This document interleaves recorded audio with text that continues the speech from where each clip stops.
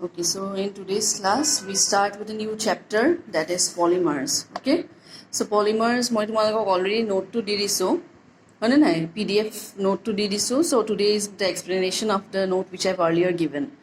Now, যেতিয়া তোমালোকৰ সেবাৰ syllabus মতে polymers chapter 2 topics to be deleted আছে biodegradable and non-biodegradable polymers নালাগে বুলি. That means the other part, that is just the preliminary part. Starting on যোনখিনি তোমালোকৰ polymers নো কি হয়, তাৰপিছত how is it classified, সেইখিনি লাগে আৰু we'll do a few polymers and the monomers involved. বাকিখিনি পিছৰখিনি তোমালোকক নালাগে. So starting with today's class, আজি হৈছে আমি polymers নো ফাৰ্ষ্টতে কাক কয়. এই পাৰ্টিকুলাৰ ৱৰ্ডটো যে দেখিছা, পলি মানে more than one, মানে নাই সৰি more than two, বহুত বেছি তোক আমি পলি বুলি কওঁ, আৰু পলিমাৰ্ছ মানে এই পাৰ্টিকুলাৰ ৱৰ্ডটোৱে হৈছে সে ফৰ এক্সাম্পল মন কৰিবা, তোমালোকে এটেনশ্যন দিবা, জাষ্ট ইমেজিন আ ব্ৰিক ৱাল, হ'ব, যোনটো তোমালোকৰ এখন ব্ৰিক ৱাল, এখন ইটাৰেদি গাঁঠা ৱাল এখন যদি ইমেজিন কৰা, ওৱান পিচ অফ ব্ৰিক, এটা ইটা হ'ল তোমাৰ মনোমাৰ, হ'ব, and the particular mason or অসমীয়াত ক'ব গ'লে মিস্ত্ৰীজনে, he will keep on adding similar types of your bricks until and unless a brick wall is constructed. মানে নাই, ইটাৰ ৱাল এখন গাঁঠিব লাগিলে আমাক নিউমাৰাছ নাম্বাৰ অফ ব্ৰিক্স লাগিব. একে ব্ৰিকটোৱে মিস্ত্ৰীজনে কি কৰে, he keeps on adding one after the other in a sequential, in a very ordered precise manner to give rise to that particular brick wall. ঠিক একেদৰে পলিমাৰ্ছৰ ক্ষেত্ৰত সেই জায়েণ্ট ব্ৰিক ৱালখন হৈছে তোমাৰ polymer, that is the big molecule, and monomer হৈছে এই যে মই এক্সাম্পল দি দিলোঁ ইটাটো, a piece of brick or one brick is the monomer. That means small molecules will combine together to give rise to a very big macromolecule বা giant molecule, and that giant molecule will be known as polymer. হ'ব, বুজি পাইছা? Our biological human body, not only the human body, the animal body, the plant body, it consists of many polymers. Say for example, our sulikhini, the hair, hair suli junkhini amar dekhisa, that is nothing but it is a type of your polymer. Tar pasot amar juntu gar bhitor protein ase, all of us know proteins, proteins are also nothing but they are your polymers. Okay, so এনেকে আমি বহুত ধৰণৰ example দিব পাৰোঁ. So polymers বুলি ক'লে just মনত ৰাখিবা এটাই কথা, small similar molecules will join up together to give rise to very very big molecule. সেই বিগ মলিকিউলটো যোনটো নতুনকৈ উত্থাপন হ'ব, সৃষ্টি হৈছে, সেইটোক আমি ক'ম পলিমাৰ বুলি. হ'ব, সো ডেফিনেশ্যনত মই লিখাই দিছোঁ যে পলিমাৰ্ছ আৰ মেক্ৰ'মলিকিউলছ. মেক্ৰ'মলিকিউল মানে ডাঙৰ মলিকিউল. মেক্ৰ' ৱৰ্ডটো মিনছ big. Micromolecule বুলি যদি ক'লো হয়, micro মানে small.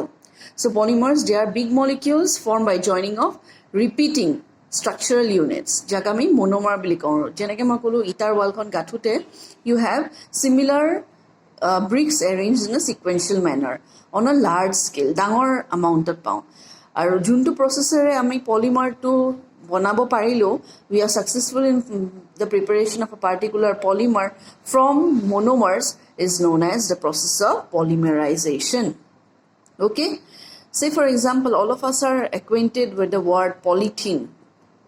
নাই, আমি সবেই আমাৰ ডে টু ডে জীৱনত আমি সদায় পলিথিন ব্যৱহাৰ কৰি আছোঁ, in the form of your water bottles, in the form of the pen which you carry in your pocket, নাই, প্লাষ্টিকৰ পেনটো যোনটো কেৰি কৰা তোমালোকে, in the form of different your cookware items, এই যে হটকেছবোৰ বনোৱা থাকে পলিথিনৰ. তাৰপিছত এপাৰ্ট ফ্ৰম ডেট, এই যে আমি যোনটো পলিথিন বেগ ইউজ কৰোঁ, পলিথিন বেগ মানে প্লাষ্টিক বেগৰ কথা কৈছোঁ মই, the polythene, your tiffin boxes, etcetera etcetera. আৰু কি ক'ম, আৰু পলিথিনটো তোমালোকে নিজেই গমেই পাইছা, ইচ এণ্ড এভৰিথিং. আজিৰ জীৱনত আমাৰ লাইফটো যে ইজিয়াৰ হৈছে, it is because of this molecule polythene. হয়নে নাই? Just imagine a water bottle which would have been made from iron water bottle যদি এটা ল'লোঁ হয়, কিমান ওজন হ'লে হয়, হয়নে নাই? So' we have plates made of polythene, we have bowls, spoons made of polythene. That means all of this has made our lives easier. It is light in weight, হয়নে নাই?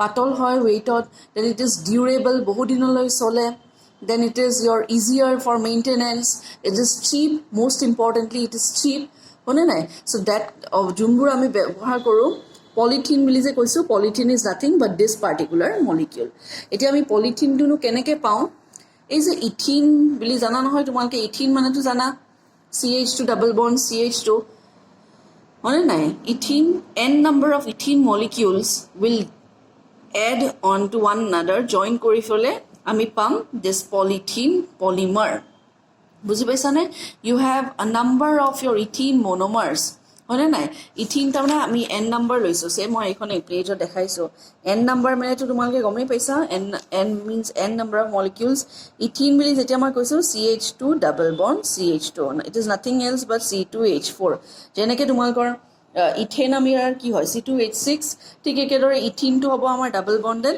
CH2 CH2 n number of ethene molecules লৈছোঁ মই what happens is that এই ethene মলিকিউলৰ মাজত থকা double বন্ডটো ভাঙি যায় হ'ব and it leads to your formation of many your such molecules single bonded saturated molecules যোনটোৰ নাম হৈছে তোমাৰ polythene polymer আমি পালো ঠিক আছে another example which I am giving you is এটো হৈছে another big molecule এতে সোয়া n number of molecules n to confuse নকৰিবা hexamethylene diamine কৈছো diamine কিয় কৈছো because two amino groups are there hexamethylene কিয় কৈছো because তোমালোকে চাগে এটো জানাই হয়নে নাই এটোক আমি কি কওঁ মিথাইল গ্ৰুপ কওঁ না নাই এটো সবেই চিনি পোৱা এটো মিথাইল গ্ৰুপ CH3 হয়নে নাই CH2 টো হৈছে আমাৰ মিথিলিন গ্ৰুপ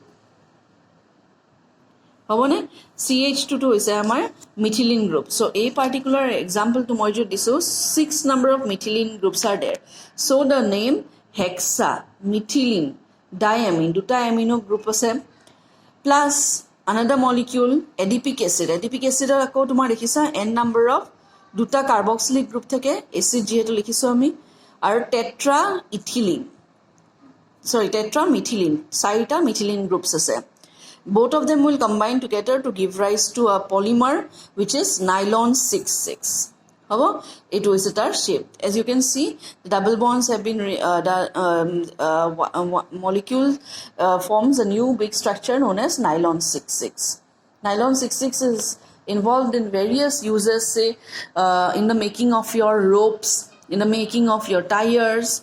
So nylon 6,6 ব্যবহাৰ হয় এতিয়া নেক্সট টপিকত আমি আহিলো এখিনি আসলে আমাৰ preliminary what are polymers what is the process of formation Next is our polymers we classify কেনেকৈ কৰোঁ প্ৰথম classification that is মই এটা A বুলি দিছো is based on the source from where you have derived the polymer okay natural polymers আছে যেনেকৈ মই অলপ আগতে কৈছো তোমালোকৰ proteins-ৰ কথা কৈছো আমাৰ গাৰ ভিতৰতে আছে rubber plant to সবেই জানা মানে না rubber plant-ৰ পৰা latex collect কৰা হয় and then we have the particular rubber Okay, it is not just used in erasing. Eraser bura rubber kotha koa nai moi. This rubber is also used for your various your tires, in automobile industry. There is a synthetic polymer kisuman ase jeneke olop agote ami discuss korilu nylon 6,6.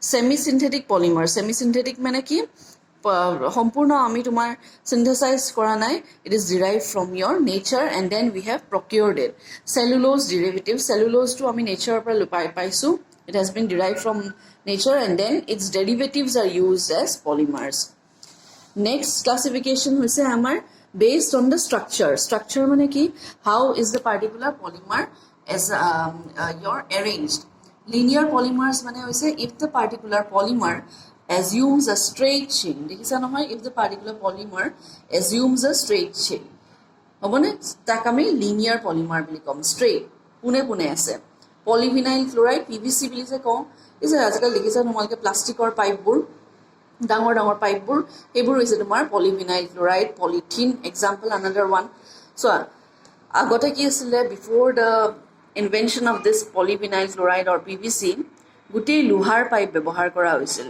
এতিয়া যেতিয়া লোহাৰ pipe ব্যৱহাৰ কৰা হৈছিল তেতিয়া কি হ'ব তোমাৰ after a due course of time it undergoes your rusting again those pipes needed to be changed or replaced or painted right so hebur khorosor pra jodi ami etia ajir dinot sobe polyvinyl chloride pipe hisabe ব্যবহার korile ki hoy you are barred from the expenses of rusting from painting etc they are durable they are cheap in price and at the same time they have a greater lifespan, longevity বহুত বেছি. So এই যে polyvinyl chloride আজিকালি দেখিছাই GMCয়ে ৰাস্তাই তোমাৰ পানী ঠাণ্ডা কাম কৰি থাকে, তাতে যোনবোৰ পাইপ লে কৰা হয় তোমালোকৰ ঘৰত যোনবোৰ পাইপ আছে, they are all nothing else but they are your this PVC, polyvinyl chloride. Polythene is another example, which is a type of linear polymer. Okay, next whole branched polymers. Branched polymers mean you have series of polymers and at the same time they will have branches.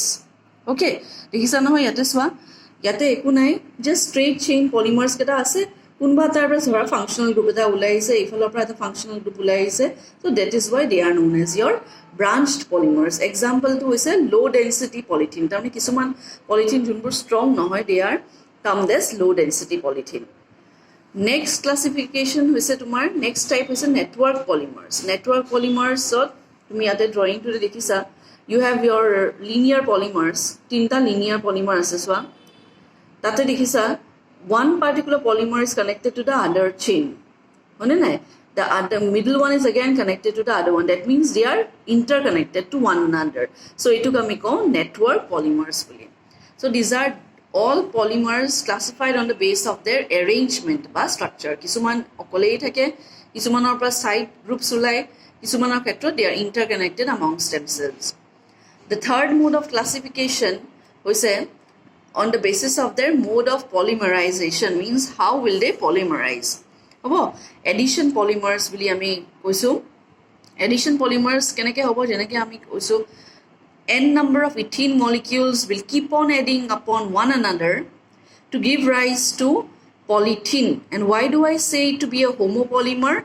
Because same type of molecule is adding upon one another to give rise to the macromolecule polymer. Gom paisa nai? So yate likha ase, these are obtained by repeated addition of monomer molecules having unsaturated bonds. Unsaturated mane jana to jar double bond thake, triple bond thake, eborok ami unsaturated kau. In due course of polymerization, the unsaturated bond turns into a saturated one. Our Abur addition polymers ami keneke paisu, by the repeated addition of a single type of monomeric species, means okol ethene ase, yate beleg oino add one ai. Ethene is adding upon one another to give rise to one type of polymer, juntu is amar polythene. Homopolymer word to kyo use korisu, because I have same type of monomer. Hole another type of addition polymerization polymer ami pam jod you will add more than one type of monomer to give rise to a polymer, no doubt, but the type of monomer may be different. He karone ebar ami kom ta copolymer boli. So these addition polymers, they will be obtained by addition of different monomers. Okay, example Buna S, Buna N. Is it clear, all of you? Addition polymer money, we said the monomers will keep on adding upon one another to give rise to a big macromolecule, that is polymer. Okay, and if you have same type of monomers, then you get a homopolymer. And if you have different type of monomers, then you get a copolymer. Okay? Etu hoise ama copolymer examples of etu hoise 1,3-butadiene. Eta 1,3-butadiene bili kyo koisu moi, butadiene but bili koar lole, so 1 2 3 4 hone nai, it has double bonds, so it is an ene. Diene kyo koisu, because amar duta double bond ase. Hobo 1,3 bili koisu because carbon number 1, carbon number 2, carbon number 3 position on tumar double bonds is, so the name 1,3-butadiene. N number of 1,3-butadiene will add with n number of styrene molecules. Styrene or structure today you have the benzene ring, benzene or mane ki benzene ring 6,6H6, alkyl group to hoye jabo tumar